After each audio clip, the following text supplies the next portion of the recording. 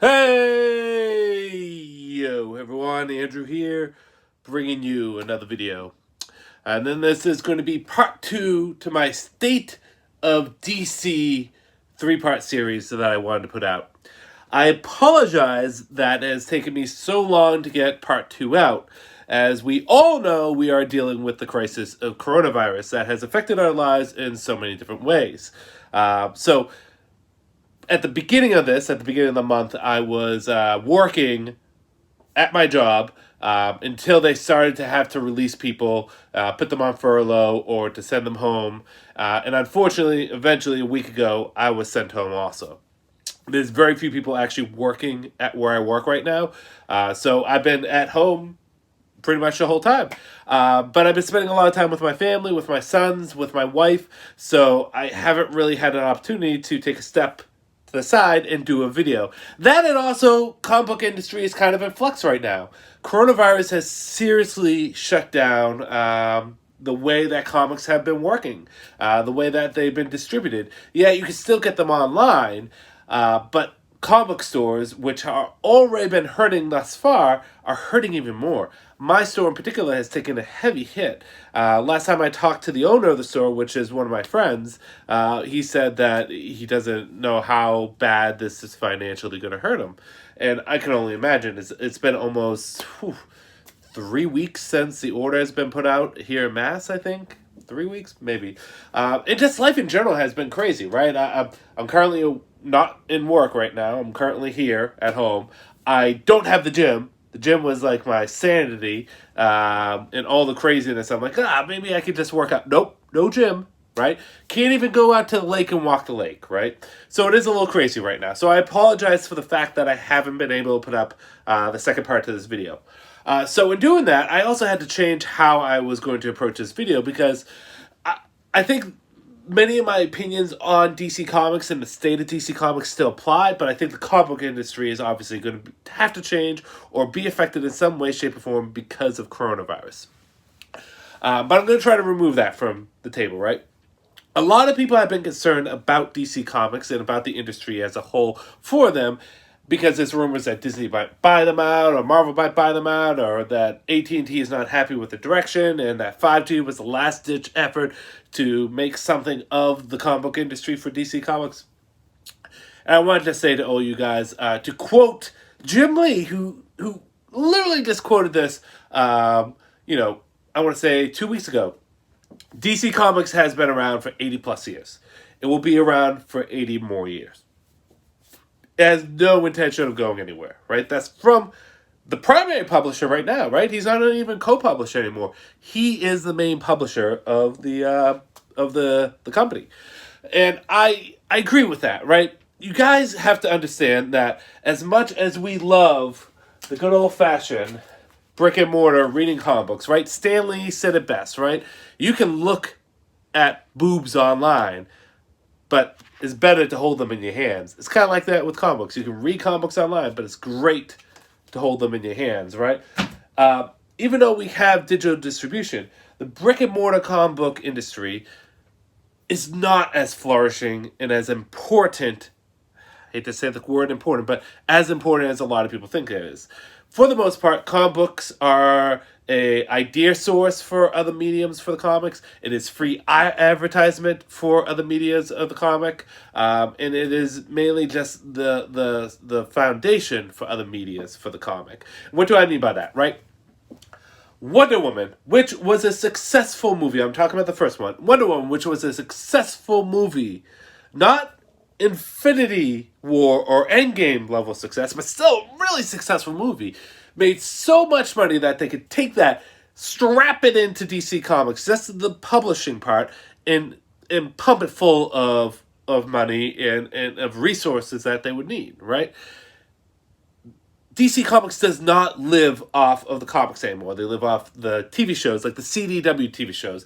They live off of the movies, right? Despite the fact that Marvel is winning in the movie game, DC's still making money off of it, right? Shazam, Wonder Woman, Aquaman, all have made tremendous money for them. Harley Quinn, I don't know, because I haven't looked at the numbers yet. Although right? Hot take. I did really like Harley Quinn. I know a lot of people are kind of iffy about it, but I did enjoy it. But anyways, that's neither here nor there. DC Comics and Marvel Comics are not making a lot of money in general off of their comic book sales, right?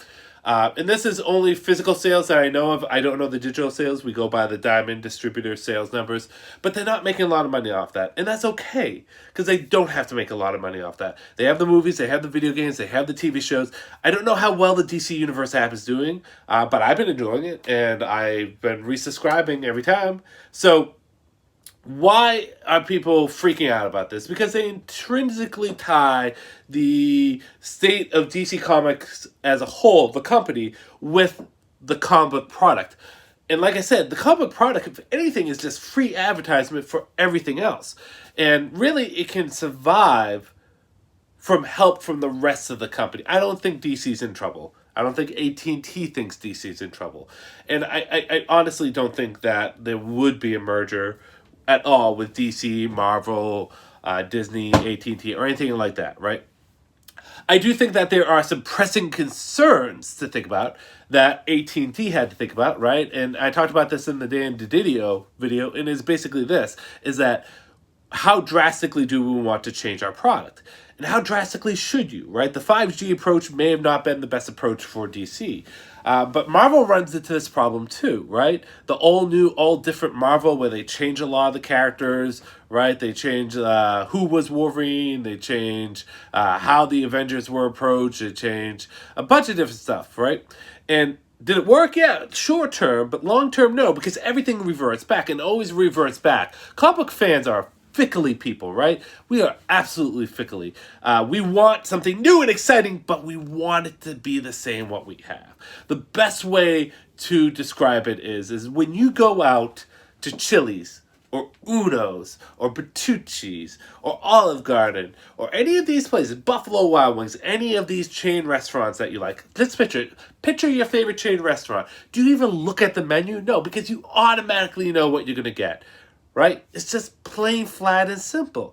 Very rarely do you try stuff that's different, right? Because what you know is what is comfortable. Same thing with comic books, right? When I read Batman, I want to read my status quo Batman. I don't want Jean-Paul Valley. I don't want Jim Gordon, Dick Grayson. Well, maybe Dick Grayson, but or Luke Fox being Batman. I want Bruce Wayne Batman. Right? But I want his stories to be fresh and different.